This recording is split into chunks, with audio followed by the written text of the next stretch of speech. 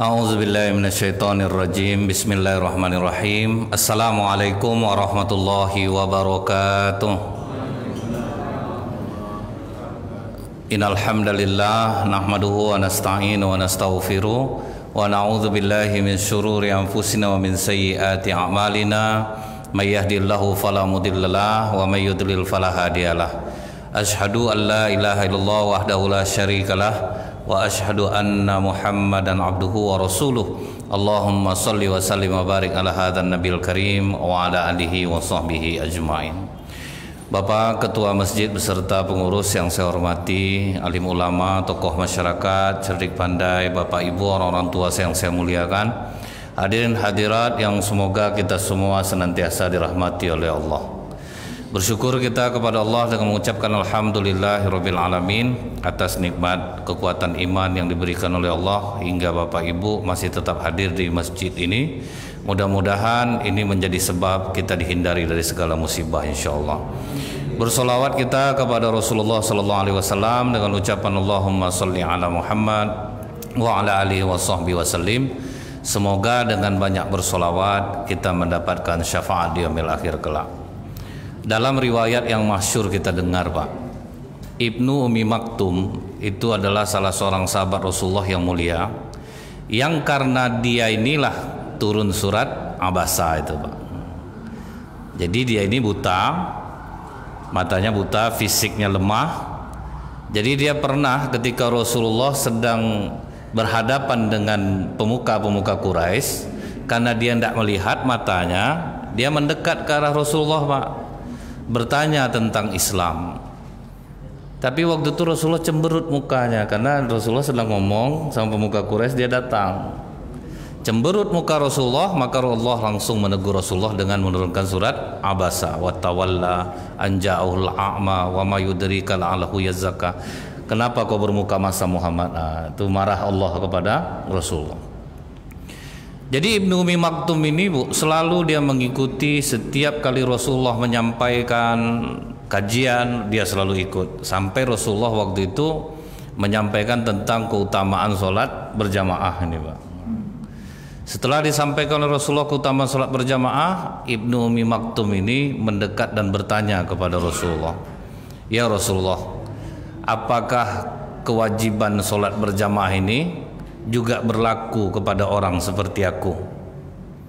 Aku buta mata, kemudian fisik lemah, tidak ada yang menuntunku jalan ke masjid kalau hari gelap. Apakah boleh aku sholat di rumah saja?" Rasulullah bertanya kepada Ibnu Ummi Maktum ini, "Apakah kau mendengar suara azan?" "Aku mendengarnya ya Rasulullah." "Kalau kau mendengar suara azan, datangilah sekalipun kau datang dalam keadaan merangkak." Itu, Pak, saking utamanya kita sholat berjamaah ini, sampai Ibnu Ummi Maktum yang buta pun mendengar suara azan, datang kau ke masjid walaupun kau dalam keadaan merangkak. Semangatlah Ibnu Ummi Maktum, Bu, berarti aku harus tetap sholat berjamaah. Setiap kali subuh orang azan dia pun berangkat. Sampai suatu ketika dia terjatuh karena lemah fisiknya itu, Pak. Begitu dia terjatuh, dia pulang ke rumah sambil merangkak-rangkak lagi, dibersihkannya, dia jalan kembali menuju masjid.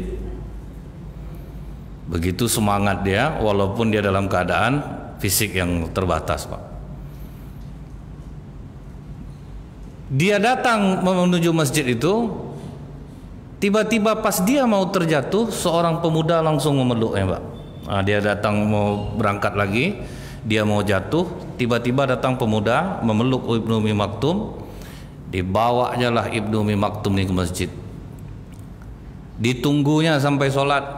Selesai sholat subuh, dia pula yang menuntun pulang ke rumah. Kan baik dia nih, Pak, pemuda ini. Apa katanya kepada Ibnu Ummi Maktum, Bu? "Besok Bapak jangan khawatir, tidak usah jalan, tunggu aja aku, biar aku yang menuntun jalan ke masjid." Menurut kita ini suatu keajaiban yang diberikan oleh Allah. Hari kedua dijemputnya, Pak, diantarkan ya ke masjid. Pulang gitu juga dituntun, mau dia nunggu, Pak. Tapi udah beberapa kali agak curiga Ibnu Umi Maktum. Ini pemuda ini rajin ngantar aku, jemput aku ke masjid, tapi tidak pernah sholat subuh. Nunggunya di luar Pak. Asal ditanya kau sholat tidak, aku cuma menunggu kau aja. Apa akhirnya kata Ibnu Umi Maktum, Bu?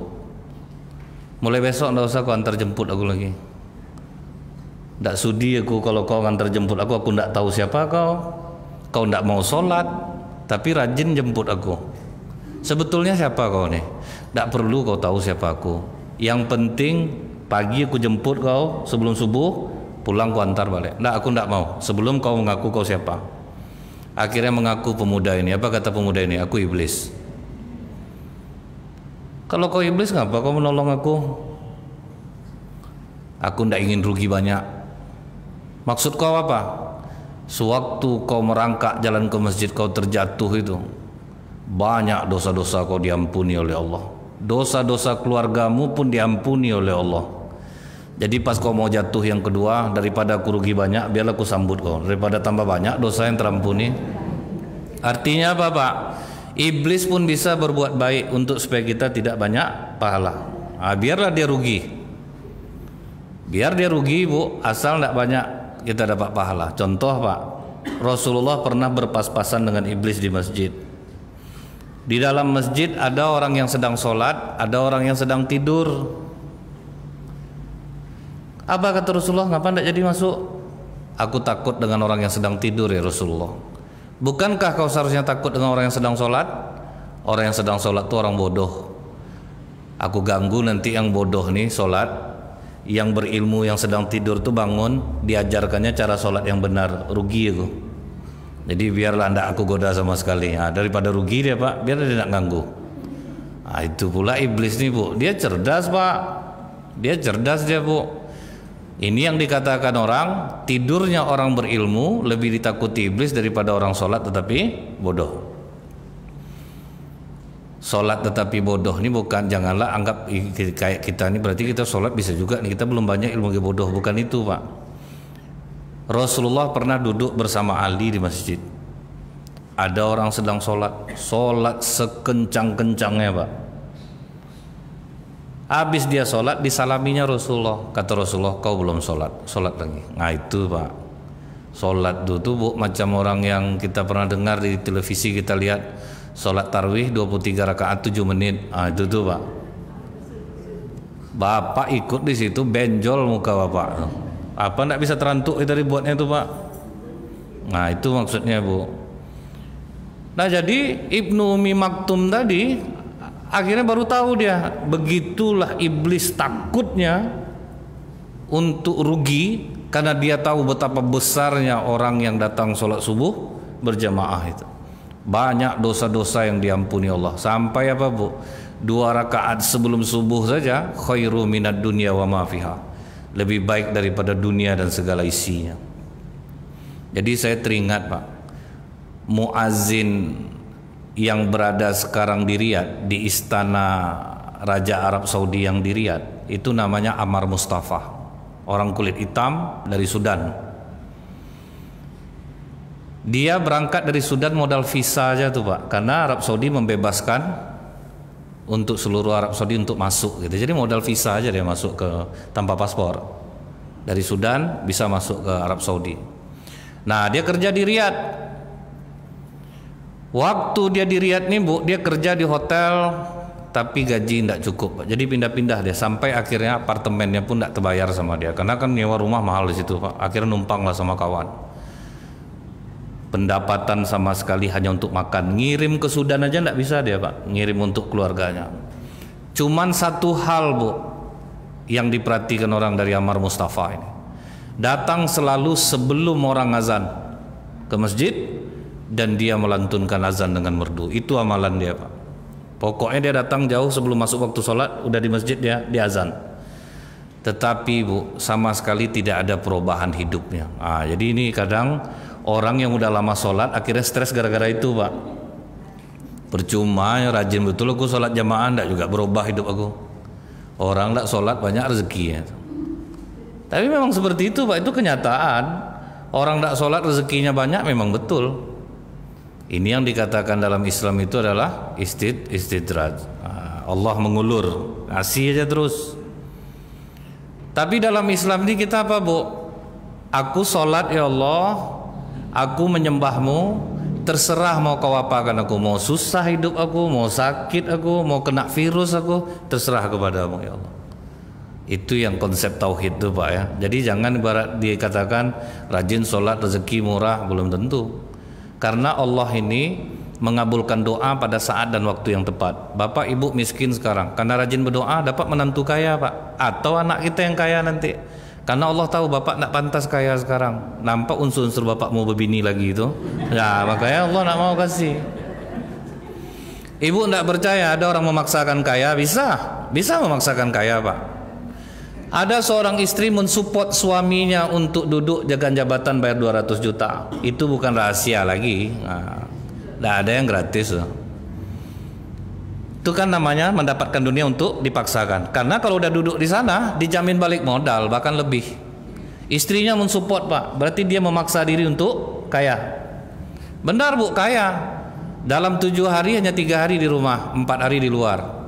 Akhir mulai dia bilang dia sering tugas keluar kota. Rupa menghidupkan anak gadis orang, Pak. Membangunkan rumahnya.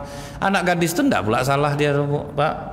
Siapa yang tidak mau, Pak, dinaikkan derajatnya dari orang rendah, dinikahi dia. Itu maulah dia jadinya, Pak. Tidak ada yang salah sebetulnya. Cuman inilah akibat memaksakan sesuatu gitu. Jadi kita ini bukan tidak boleh mencapai jabatan, tetapi capailah dengan jalan yang diridhoi Allah. Kalau misalnya rasanya memang akan bahaya, rasanya ya sudah bertahan saja. Tahan itu sampai Allah yang membukakan rezeki itu untuk kita. Saya ingat, Bu, beberapa minggu yang lalu sepasang suami istri miskin yang senantiasa berdoa kepada Allah. Miskin dia, Pak. Dan membuat dia terkejut dan takjub apa, Bu? Dia akhirnya dapat menantu perempuan orang kaya, Pak.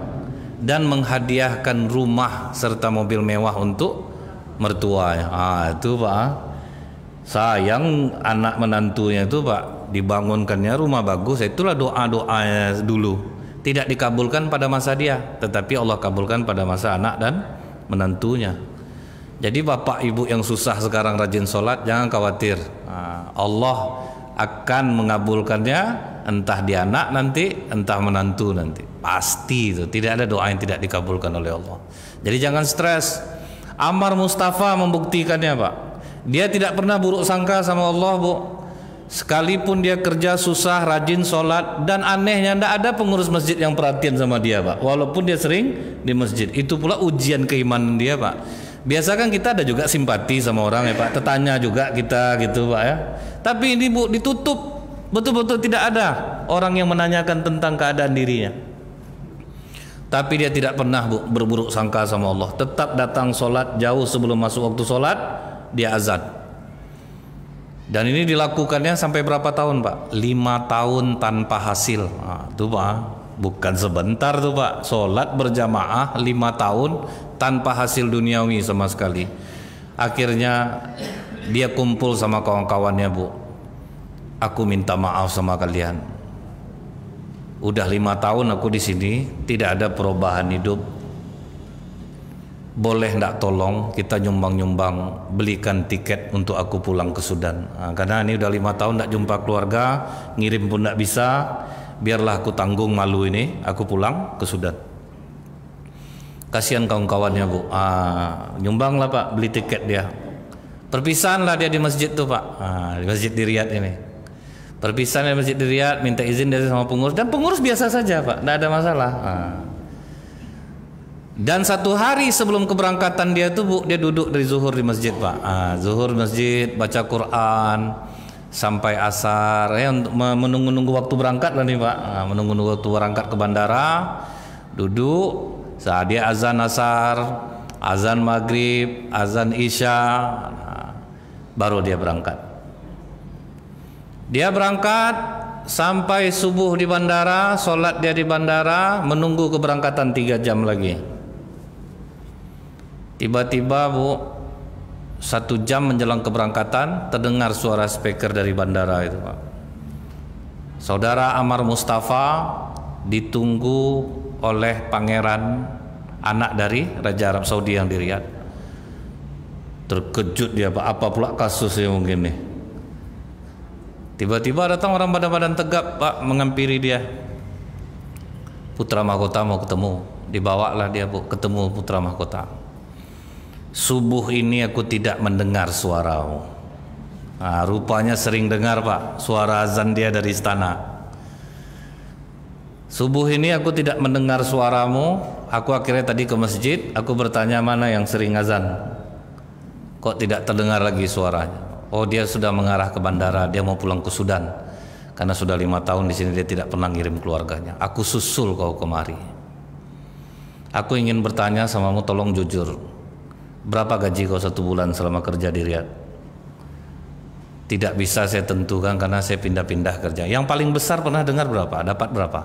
1.400 real. Sekarang saya kasih kamu uang 84.000 real. Itu setara dengan 184 juta, Pak. Kau pulang ke Sudan, ketemu istri sama anakmu, berikan uang kepada mereka. Setelah 3 bulan nanti aku kirim tiket pesawat, kau istri anak-anak pindah kemari, kau jadi muazin di Masjid Istana di Riyadh. Itulah sejarah dia itu, Pak. Sekali dibukakan Allah, Bu, luar biasa rupanya. Jadi kalau ada orang bilang, Pak, makin sholat makin susah hidup saya, memang iya, betul. Sabar dulu. Jangan sampai, biarkan dulu. Allah sengaja mau lihat nih istiqomah atau enggak nih. Ini dia sholat untuk mendapatkan dunia atau bagaimana? Kalau lolos, Allah akan angkat. Jadi rahasia orang sebetul hidup sukses dunia akhirat itu sholat jamaah nih lah, Pak. Salah satunya itu sholat berjamaah nih lah, Bu. Doa-doa akan dijawab oleh Allah. Itu mungkin terjadi di Arab Saudi. Yang di Indonesia, Pak, makanya lepaskan segala paham dulu, mau manhat apapun, Bapak, yang jelas sholat jamaah ini penting. Nggak usah kaji macam-macamnya dulu, Bu, ya. Yang terjadi di Bandung, Pak, di Bandung tuh, Bu, ya, ada dulu sopir angkot, tapi dia nggak mau disebut namanya, Pak. Sebut saja namanya Udin, bukan nama yang sebenarnya. Kan itu sering tuh, Pak, ya. Ini bukan nama yang sebenarnya. Tapi kisah ini wallahi nyata. Dia kerja angkot orang, jadi setoran, Pak. Naik BBM waktu itu, Bu, bangkrut bosnya. Akhirnya berhenti si Udin nih. Padahal, Bu, sholat jamaah ini tidak pernah tinggal, Pak. Rupanya itulah bangkrut bosnya. Tetapi dia yakin, dia tidak menyerah, Bu. Orang sholat tuh, Pak, dia yakin dengan takdir Allah, Pak. Kita ditakdirkan Allah miskin, cari takdir kaya, jangan diam. Kita ditakdirkan Allah sakit, cari takdir sehat. Nah, itu yang disebut Umar bin Khattab radhiyallahu anhu, Pak. Ketika dia mau masuk ke daerah yang ada wabah penyakit taun itu, Bu, taun itu kena pagi mati sore, Pak. Jadi itu memang kuat tuh. Kena pagi, sore mati. Maka waktu itu Abu Ubaidah melarang, jangan masuk khalifah, di sini sedang terjadi wabah. Akhirnya Khalifah Umar jadi masuk. Seseorang mengatakan, kenapa kau lari dari takdir Allah, Umar? Itu, Pak. Kata Umar bin Khattab, aku lari dari takdir sakit menuju takdir sembuh. Jadi takdir masih bisa dirubah. Ditakdirkan Allah kita miskin, cari takdir kaya. Ditakdirkan Allah kita bodoh, cari takdir pintar. Nah, jadi dia tidak putus asa. Kalau orang-orang yang sudah tahu, Bu, tentang qada dan qadar ini, dia tidak akan putus asa. Udah bangkrut bosnya, Pak, dia narik becak, Pak. Pokoknya tidak berhenti dia. Narik becak, tinggal rumah layaknya kamar di Bandung itu, Bu. Anak 3 orang perempuan, Pak. Tinggal macam di kamar aja, main sekat aja. Tetapi, Bu, satu yang tidak berubah dari diri si Udin ini, Pak. Setiap mau masuk waktu sholat, mangkal becaknya di masjid. Itu dia udah tidak nerima penumpang lagi. Ini ujian para ojek online sekarang nih, Bu. Sedang takbiratul ihram bunyi orderan, Pak. Tinggal. Apalagi keadaan sedang payah, Pak, ya. Memang betul, Bu, ujian itu berat memang. Pas mau takbiratul ihram saya antara tega tidak tega sebetulnya, Bu, ya. Kasihan nengok dia, dan ini nyata gitu. Mau takbiratul ihram dia masuk orderan, Pak. Sementara orang dalam keadaan sulit, memang itu pilihan yang gawat itu, Pak. Susah. Tapi dari Udin ini kita mungkin bisa belajar, ya, Bu. Orang Bandung. Ini memang kejadian nyata di Bandung. Dia pokoknya mau masuk waktu sholat sudah tidak terima lagi, mau diantar kemana aja, nggak mau dia, Pak. Nah, waktu dia lewat di depan hotel berbintang, salah satu hotel berbintang di Bandung. Ada ibu-ibu Pak, dari kepakaiannya itu nampak dia orang kaya, turun dari mobil Mercy. Apa katanya, "Bang, saya mau naik becaknya." "Bu, apa enggak salah nih Bu, ibu naik becak? Jalanan macet, nggak bisa sopir saya." "Apa pula jalan macet Pak, itu skenario Allah. Jalanan macet." Akhirnya naiklah dia ke becak nih, "Antarkan saya ke mall." Rupanya mau tidak jauh ke mall itu Pak, azan asar masuk. Azan asar masuk, dibelokkannya ke masjid Bu. "Bang, kenapa?" "Maaf ya Bu ya, saya mau sholat dulu. Tempatnya udah dekat. Ibu gratis." Itu Pak, biarlah gratis asal dia bisa sholat berjamaah. Kan berat nih Pak, orang-orang biasa tidak tahu bagai dia Pak, manhat apa ini tidak ngerti dia. Yang penting dia tahu sholat berjamaah, bagus, udah. Kadang enak kita punya rasa seperti itu Pak, tidak ada rasa buruk sangka sama orang lain. Ini sekarang makin pinter kita kan makin ego tinggi jadinya Pak. Itu yang saya takutkan sekarang nih Bu. Kita kena apa yang disampaikan oleh Rasulullah, siapa yang menahan berdebat sekalipun dia dalam keadaan benar, Allah akan membangunkan rumah di halaman surga untuknya. Sementara kita sekarang menjadi orang yang masuk neraka. Salah satunya apa kata Rasulullah Bu? Orang yang belajar ilmu agama, 4 orang masuk neraka. Yang pertama, orang belajar ilmu agama untuk menyaingi ulama. Asal bertanya ngetes terus saja Pak. Ini kalau tidak dapat Ustadz tuh jawab tanggung bangga ya Pak. Tidak dapat, tidak terjawab sama Ustadz. Itu pertanyaan saya. Kadang ada jahat jamaah nih Pak, dia bertanya tapi nembak orang Pak. Dulu ada Ustadz hampir kena tinju sama jamaah di masjid Bu. Ustadz ini berkata, "Bapak Ibu, jangan kita berlidah keling." Itu bahasa kiasan. Artinya jangan suka berdusta, jangan berlidah hitam. Ada ibu-ibu bertanya, tanyanya pakai gini Pak, "Dia gimana betul lidah orang keling nih Ustadz?" "Pakai orang Bu." Ustadz ini tidak tahu pakai orang tadi Pak. Dijawabnya, "Pendusta." Rupa ada jamaah orang keling satu Pak, amping bertinju dalam masjid lagi Bu. Saya pas melerai itu Pak, agak ciut juga saya tuh. Itu kejadian nyata tuh Bu, memang saya yang ngalami itu. "Dia apa masalahnya?" "Betai mulut Ustadz nih Ustadz. Dibilang orang keling nih pembohong," katanya. Datang Ustadz menjelaskan, "Saya bukan bilang orang keling pembohong. Cuman ibu dari itu memang jahat Bu, memang terkenal dia di situ tuh, memancing, memprovokasi ini Pak. Belum ada berita hoax ini lagi ya, dia udah duluan tuh. Belum ada media-media ini lagi Pak. Pokok emang terkenal Bu, dia rajin ikut sholat masjid, rajin dengar ceramah, tapi suka gitu Pak. Suka ngetes Ustadz, suka mengadu domba.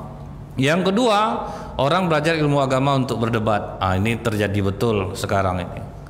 Orang yang suka berdebat, sholatnya nggak bisa khusyuk, itu udah jelas tuh Pak. Yang ketiga, orang belajar ilmu agama untuk mendapatkan popularitas. Penting dia terkenal dengan dia belajar ilmu agama. Kemana-mana dihormati orang, dihargai orang, itu tujuan dia. Yang keempat, orang belajar ilmu agama untuk mendapatkan dunia. Itu yang akan masuk neraka. Macam-macam kami inilah Pak, berapa amplop sana Tat? Sekian. Saya enggak usah situ lagi, gantikan jelas saya. Aduh. Udah capek kan Bu, cari kerja enggak dapat, jadi ustadz aja lah, sebentar ya ceramah dapat sekian gitu Pak ya. Itu namanya mencari dunia dengan agama. Macam-macam kami inilah Pak. Enggak bisa dipungkiri itu.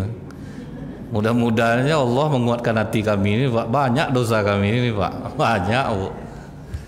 Asal di sini ngundang orang terbayang segitu Pak, kena dibatalkan sini, ambil yang besar itu yang banyak terjadi itu.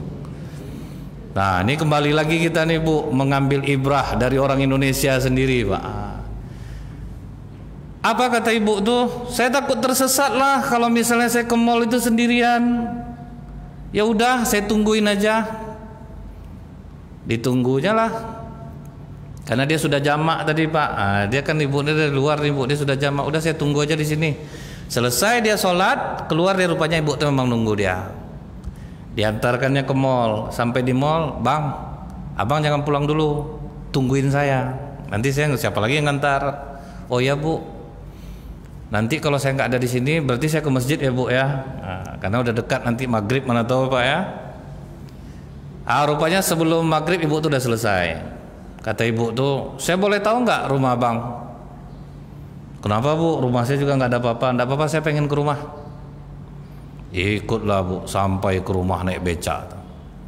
Rupa terkejutlah ibu nih nengok keadaan dia itu. Saya heran nengok abang, pelajaran hidup besar bagi saya. Hidup udah kayak gini tapi rela gratis asal dapat sholat berjamaah. Ini pukulan besar bagi saya. Kemudian ditinggalkannya amplop ke istri tukang becak nih Pak.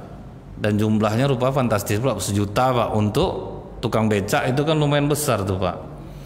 Jangan lupa minggu depan jemput saya lagi di hotel itu. Akhirnya diteleponnya sopirnya suruh jemput ke alamat itu, pulang. Minggu depannya Bu, ditunggunya di depan hotel tuh Pak. Kena usir sama satpam, becak kan tak boleh masuk Pak.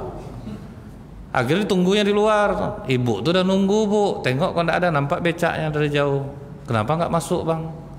Enggak boleh sama satpam.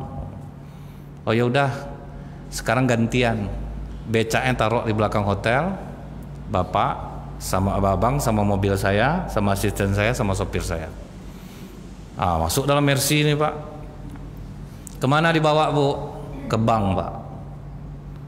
Diminta KTP-nya. Terkejut dia Pak. Untuk apa KTP saya Bu? Minta KTP-nya. Untuk apa KTP saya ini Bu? Saya mau daftarin abang ngaji. Jadi ini dari suami saya. Saya ceritakan ke suami saya, orang susah naik becak tetapi tidak mau tinggal sholat jamaah. Suami saya pengusaha, kami sering telat sholat, bahkan kadang meninggalkan sholat. Jadi ini pelajaran besar di hidup saya. Kenapa abang bisa seperti itu? Karena rezeki itu dari Allah Bu, bukan dari pekerjaan kita. Ini kalimatnya itu Pak. Rezeki dari Allah bukan dari pekerjaan.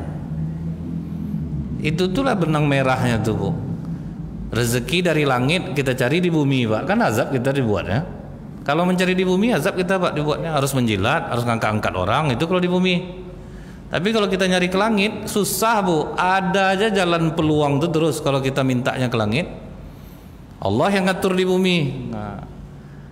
Nah ini rahasia dia Bu. Gak usah lah Bu, kalau saya naik haji nanti pulang saya kan tetap narik becak. Nanti datang lagi fitnah dari tetangga saya, untuk naik haji dikejarkannya, hidupnya susah, gak diperhatikannya. Nggak apa-apa, penting daftar aja dulu. Kapan mau berangkat aja lah nanti. Jadi terus gimana nih? Atau mau ikut saya ke Jakarta? Jadi sopir saya aja. Bu, anak saya perempuan, masih butuh bimbingan saya.